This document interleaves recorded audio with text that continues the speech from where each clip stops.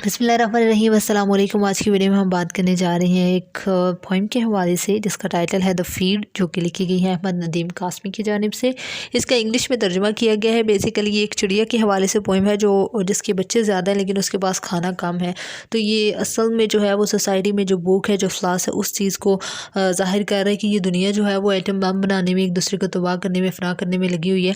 इंसान या फिर परिंदे जो हैं उनके पास खाना तक नहीं है और इनको खाने की कोई फ़िक्र नहीं है, माशी हालात की कोई फ़िक्र नहीं है। बस डिफेंस मैकेनिज़्म जो है वो उसको मजबूत करना है इन्होंने वर्ड के। खैर, इसका पहले हम उर्दू वर्जन देखते हैं और फिर इसको हम इंग्लिश में जो ट्रांसलेशन हुई है उसको देख लेंगे। उर्दू वर्जन है इसका। बाजरे का एक दाना अपनी चोंच में रखे, चिड़िया अम्मा चोगा देने आई है। बच्चे इतने नन्हे मुन्ने से हैं, जब वो चीखते हैं सर से पंजू तक चोंचे बन जाते हैं। दाना एक और बच्चे 10, चिड़िया अम्मा किस किस को चोगा दे, किस किस की चोंच से चोंच मिलाकर डारस दे। ज़रा तोड़ हशरे बर्पा करना तो तुमने सीख लिया है, दाना तोड़ के ज़िंदगी बर्पा करना इससे ऊंचा फ़न है। यानी कि वो ज़रा तोड़कर, यानी कि ही मीन्स टू सही है ज़रा सा एक कहीं आप बैठ के कोई बटन दबाते हैं और दुनिया के किसी इलाके में वो मिसाइल और वो बम जो है वो फट जाता है। इतना तो तुमने तरक्की कर ली है, लेकिन किस तरह इंसानों की ज़िंदगी बचाई जाती है, जो भूख और अफलास से लोग मारे, ये नहीं तुम जानते। क्या तुम दाना तोड़ सकोगे, दाना एक और बच्चे 10। So this is the poem जो कि उर्दू में है। अब हम इसका इंग्लिश वर्जन देखते हैं और उसका भी फिर मैं आपको उर्दू में तर्जुमा करके बताऊंगी ताकि आपको समझ आ जाए।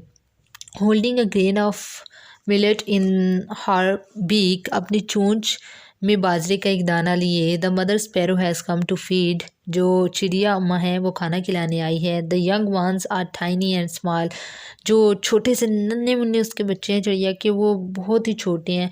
From head to toe they are beaks, कहते हैं कि सर से लेके पंचों तक वो सिर्फ चोंचे ही बन जाते हैं। व्हेन दे क्राई, जब वो रोते हैं भूख की वजह से। 1 grain to be fed to 10 young ones, कहते हैं कि 10 बच्चों को खिलाने के लिए एक दाना है। To whom the mother sparrow should feed, और कहते हैं किसको खिलाना चाहिए, जो माँ है चिड़िया की उसको खाना, वो कैसे डिसाइड करे, क्योंकि सारे छोटे हैं। Conjoining beak with whom should she solace, कहती है कि चोंच से चोंच मिलाकर किसको वो खाना खिलाए, वो ये डिसाइड नहीं कर पा रही। और वो ये भी डिसाइड नहीं कर पा रही कि चोंच से चोंच मिलाकर किस बच्चे को तसल्ली दे, क्योंकि सब ही छोटे हैं।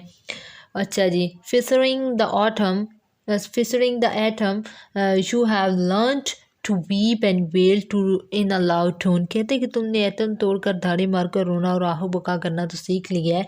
स्प्लिटिंग द ग्रेन, दाना तोड़कर। You have learn to set life on food, तुमने ज़िंदगी को अपने पाँव पे खड़ा करना सीख लिया है।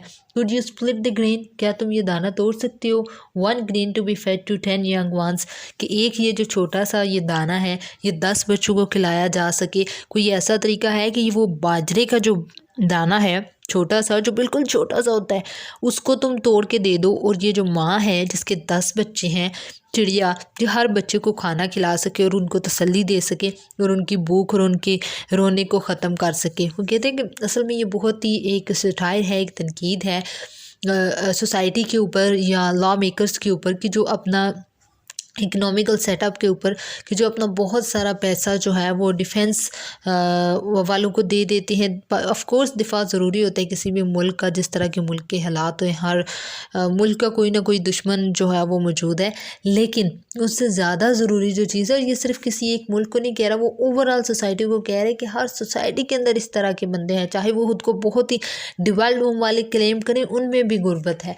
तो कहते हैं कि इस तरह का जो फिर सीन है वो नहीं होगा अगर तमाम लोग जो हैं वो ये सारा इन चीज़ों के ऊपर पैसा सर्व करने की बजाय असल जो जगह है उसके ऊपर सर्व करेंगे। सो आई होप कि आपको समझ आ गई होगी पोएम की। Thank you so much for watching the video. अगर आपको वीडियो पसंद आई है तो चैनल को लाइक करें, सब्सक्राइब करें और शेयर भी करें। Thank you.